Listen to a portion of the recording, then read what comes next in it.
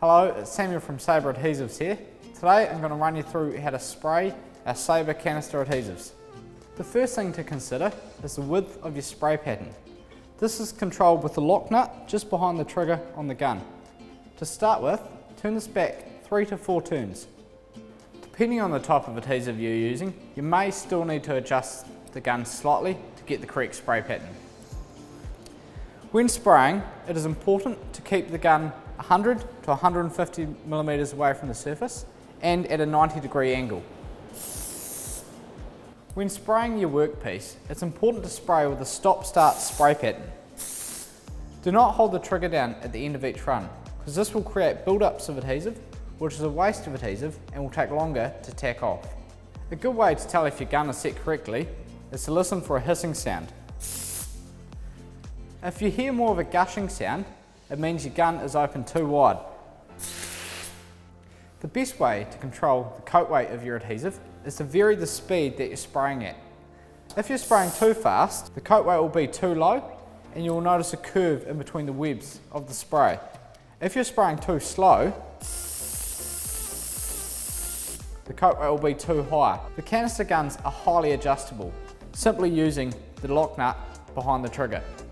So if you take it from your standard set position, you can open it up a couple of turns and get a wider spray. Be careful not to get that gushing sound. If you want to spray something really narrow, you can wind it a lot further in and get a really narrow spray. Be careful when you do this to make sure that you hold the gun closer to the workpiece, as this will help you get the perfect spray pattern. The ideal coat weight to aim for with the canister adhesives is 80 to 100% coverage.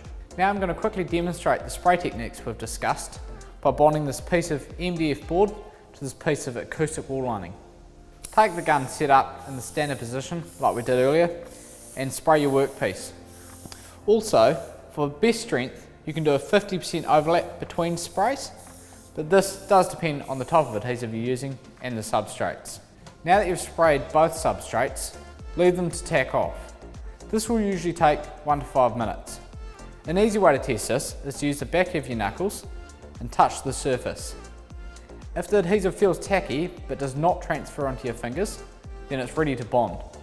Now the adhesive is tacked off on both substrates, we can bond them together. Just take your two pieces, line them up,